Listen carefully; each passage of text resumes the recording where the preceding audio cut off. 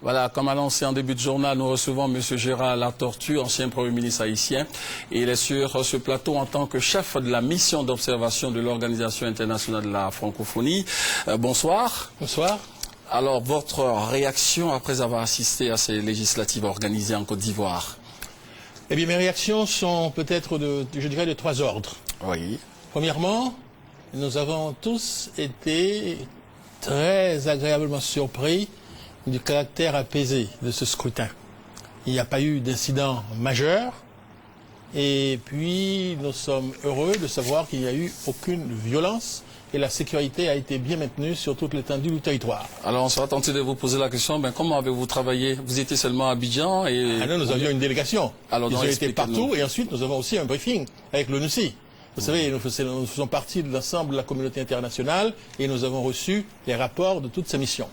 Ma deuxième impression, c'est que on ne peut pas parler d'irrégularité, mais au moment de rencontrer les représentants de certains partis d'opposition, et l'FPI en particulier, ils se sont pleins de questions qui me paraissent importantes, mais malheureusement sur lesquelles je ne peux pas porter encore de jugement, notamment le découpage électoral.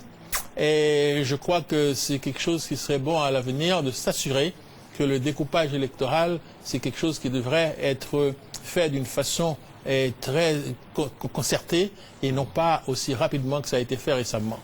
Et troisième observation, ce que je dirais également, c'est que la sécurité assurée par les forces ivoiriennes, en collaboration avec les Nations Unies, ont joué un rôle important pour qu'il n'y ait vraiment pas de bavure. Et vous parlez de discrétion des forces de l'ordre. Pourquoi vous insistez sur la discrétion dans votre communiqué final? On parle de ça parce que dans certains pays, partout où l'on va, on voit des militaires. Cette fois-ci, on n'a pratiquement pas vu de militaires. Et vous appréciez ça?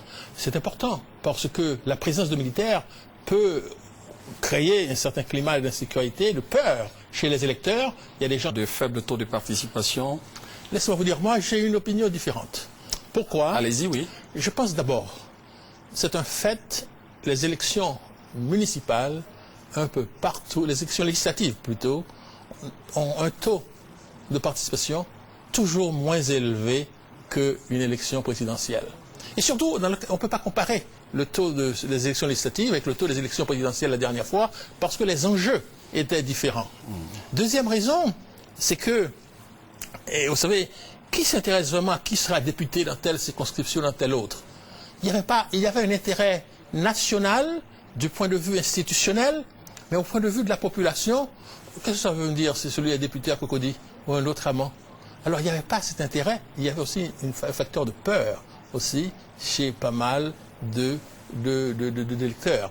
Et puis, il ne faut pas non plus négliger le fait qu'il y avait un appel au sabotage. Il y a des gens qui ne sont pas présentés, non parce qu'ils avaient peur, et parce qu'ils répondaient à la demande de sabotage, parce qu'ils disent, ah, s'il y a une demande de sabotage, ils risquent d'avoir des problèmes. Et par mesure de sécurité, ils n'ont pas été. Mais pour certains électeurs, les enjeux de cette élection, c'était plus en termes de transparence, des régularités, et non en termes de, je veux dire, le fait qu'il y ait un appel au boycott. Non, mais les enjeux, c'était pas pour certains électeurs, oui. Non, c'est pour ça que je dis, il ne faut pas même en parler. Il y a eu un taux de participation assez comparable au taux de participation des élections législatives des dernières, aux environs entre 30 et 32%. Donc, je crois que c'est pas là c'est pas sur ce point qu'il faut insister. Ce qu'il faut insister, c'est que les élections sont bien passées, que les élections ont été aussi inclusives que possible de la part du gouvernement. Le gouvernement n'a empêché personne de voter. Ceux qui n'ont pas voté, ils ont pris leurs responsabilités.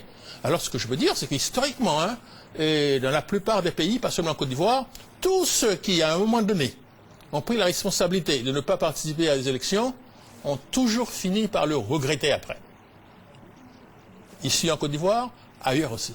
Ah, vous êtes convaincu que l'opposition va finir par regretter sa non-participation?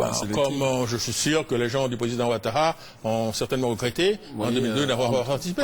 Ils ont perdu 11 ans. Là, et j'espère, et quand j'ai rencontré les collègues, les amis du FPI, je leur ai dit surtout ne commettez pas la même erreur en mars ou en avril prochain, lors des élections municipales. Allez-y en grand nombre. Parce que sinon, vous êtes écartés. Vous savez, en démocratie, c'est un principe de la démocratie représentative. Les absents ont tort. Ont tort. Alors, On va suivre les observateurs de la CEDEAO et de l'UEMOA qui ont donné leur point de vue avant de poursuivre ce débat sur le plateau.